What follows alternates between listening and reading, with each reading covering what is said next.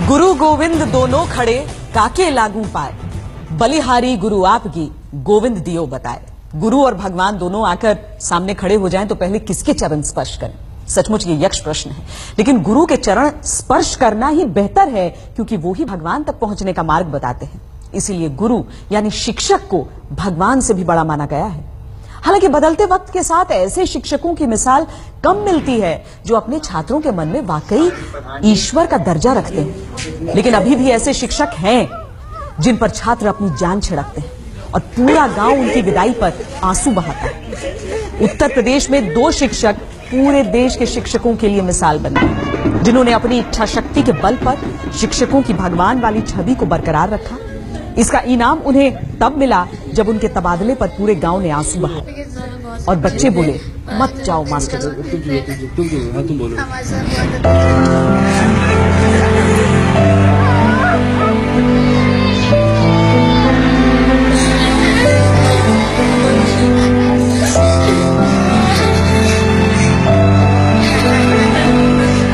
जब पूरे देश में शिक्षकों की काबिलियत पर सवालिया निशान लग रहे हों, तब एक शिक्षक के विदाई समारोह में ऐसी भावुक तस्वीरें मन को सुकून देती हैं कि अभी भी ऐसे शिक्षक हैं जिन्हें भगवान माना जाए।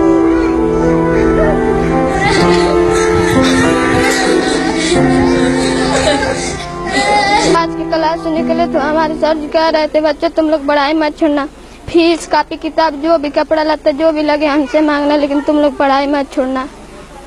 हमारे सर जी बहुत अच्छे हैं और हम नहीं चाहते हैं छोड़ कर जाए स्कूल। चाहता हूँ कि ये सर जी अभी रहे और कभी नहीं जाएं। सर जी बहुत अच्छा पढ़ाते थे, जो स्कूल नहीं आता था उसको घर से ले आते थे। सर जी बहुत अच्छे थे, पढ़ाते थे बहुत बढ़िया। जो कलम कापी नहीं रहते देते थे और जो नहीं आता जग बुला के लेकर आते थे और बुला के लेकर तो पढ़ाते थे। बहुत अच्छा निकल गए थे बहुत दूर। एक टीचर के लिए इससे ज्यादा भावुक लम्हा और कौन सा हो सकता है जब स्कूल से उसकी विदाई के वक्त उसके छात्र फूट फूट कर रोने लगे।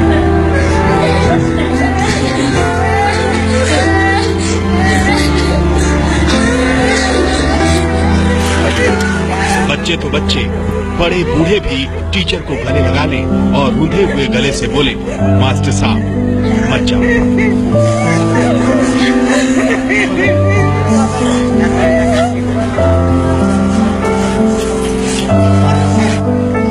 देवरिया जिले के पिपराघन्नी गांव के प्राथमिक स्कूल में अवनीश यादव ने 2009 में ज्वाइन किया। अवनीश ने घर घर जाकर बच्चों को पढ़ने के लिए प्रेरित किया। गांव में शिक्षा की अलग जगाने में लगे मास्टर साहब अवनीश को गांव वाले अपने बेटे की तरह मानने लगे। लेकिन अचानक 7 साल बाद मास्टर जी का तबादला गाजीपुर हो गया, तो विदाई समारोह में पूरा गांव भावुक हो गया।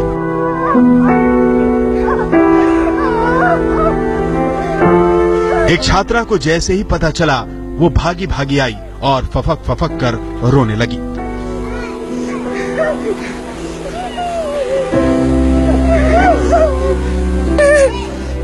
क्या बूढ़े, क्या जवान, क्या बच्चे, सभी की आंखें नम हो गई। स्कूल के बच्चे जब उनके गले लगकर रोने लगे तो उनसे लिपटकर मास्टर जी भी खूब रोए।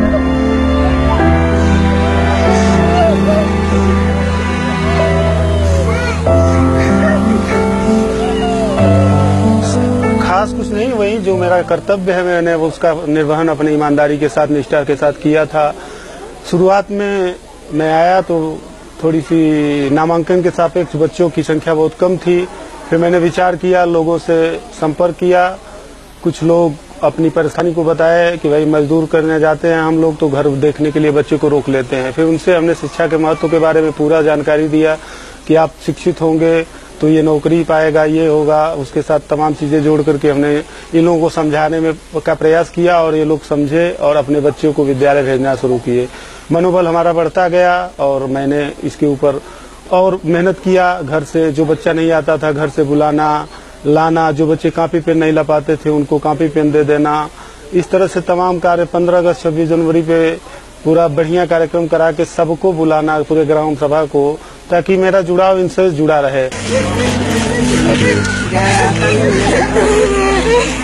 पूरा गांव मास्टर जी की विदाई पर भावुक हो गया। कुछ हजार रुपए की तनख्वाह पाने वाले एक शिक्षक को आज पूरी दुनिया की धन दौलत मिल गई। कार्यकाल और उनका बच्चों को दिया हुआ संस्कार आज तक किसी मास्टर ने नहीं दी। ऐसे सर न कभी आए थे गांव में या न कभी आएंगे। जो बच्चे नहीं आते थे स्कूल में, वो बच्चे लोगों को जाते थे घर पर से ले आते थे और बहुत प्यार से ले आते थे, न मारते थे न पीटते थे। उन लोग को अच्छे से समझाते थे और उसके बाद उनको अच्छी शिक्षा देते थे। हम तो यही सोच रहे हैं कि इतना ही हमारा जिंदगी बीत गया है, हम भी पढ़े हैं लेकिन ऐसा मास्टर नहीं देखे हैं।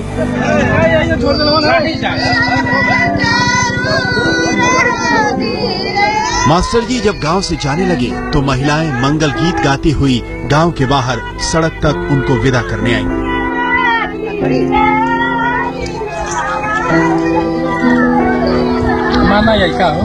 वो बहुत ही अच्छे थे और यहाँ के मतलब सीनियर भी थे और पढ़ाने की उनकी जो योग्यता थी वो बहुत ही अच्छी थी। और जो बच्चे नहीं भी आते थे उनके अंदर इतना टैलेंट था कि उस बच्चे को आकर्षित करके घर से भी यहाँ पे लाते थे और बच्चे को अच्छे तरीके से पढ़ाते थे। जिसके पास मान लीजिए अभी तो सरकार बस पुस्तकें देती है, कॉपी और पेन तो देती नहीं है, लेकिन हमारे सर ऐसे थे कि बच्चे को कॉपी और पेन भी देते थे कि बच्चे कुछ सीख पाए। देवरिया में एक शिक्षक की ऐसी विदाई देखकर किसी की भी आंखों में आंसुओं का सैलाब आ जाए, लेकिन वो खुशी के ही आंसू होंगे। अविनाश जैसे टीचर कम ही मिलते हैं। अब आपको रामपुर में अविनाश जैसे ही एक और काबिल टीचर की भावुक विदाई की तस्वीरें दिखाते हैं।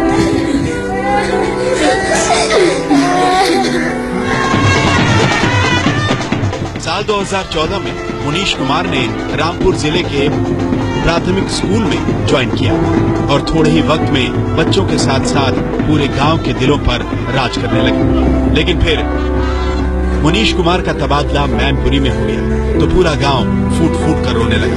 पूरा गांव भावुक हो गया, स्कूल के शिक्षक भी भावुक हो गए। भावभीनी विदाई समारोह में पूरा गांव अपने शिक्षक को विदाई देने के लिए बैंड बाजे के साथ शामिल हुआ। गले में माला और गांव वालों की भीड़ के बीच एक शिक्षक की ऐसी विदाई आपने पहले शायद ही देखी हो। आज तक की टीम इस भावुक लम्हे को कैमरे में कैद करने के लिए पहुंची तो बच्चे दोबारा फूट फूट कर रोने लगे, कहने लगे सर वापस आ जाओ, बहुत याद आती। टीचर मुनीश कुमार में इन बच्चों को रब दिखता है। सर बहुत अच्छे से पढ़ाई करते थे। क्या चाहते हो आप? हमारे सर वापस आया है। पुलिस सर आपके गए तो क्या हो? बहुत अच्छा पढ़ाते। अच्छा, अब आप क्या चाहती हैं? दोबारा आ जाते। ऐसी तस्वीरें दिल को सुकून देती हैं कि देश में शिक्षा के हालात अभी भी इतने बुरे नहीं हैं। आज भी अविनाश और मुनीश जैसे शिक्षक हैं जिन पर देश भरोसा कर सकता है, जिनके जाने से बच्चे आंसू बहा सकते हैं, जिनके तबादले पर पूरा गांव बैंड बाजे के साथ उन्हें विदा कर सकता है। ये तस्वीरें उम्मीद जगाती हैं एक बेहतर कल की, जो इनके जैसे शिक्षकों के कंधों पर टिका है। देवरिया से राम प्रताप सिंह और रामपुर से आमिर खान के साथ अनिल कुमार, दिल्ली आज तक। दरअसल दो तरह के शिक्षक होते हैं, एक वो जो एक नौकरी के लिए ज्ञान बांटते हैं, दूसरे वो जो संस्कार बांटने के साथ रिश्ता बांधते हैं अपने छात्रों के साथ। गुरु शिष्य की ये परंपरा रही है हिंदुस्तान में, यही संस्कृति है हमारी, इससे भटकाव होता है। दरअसल हकीकत यही है, सच्चाई यही है। आज हम ये कहने पर मजबूर हैं कि भगवान ऐसे शिक्षक हर स्कूल को दे।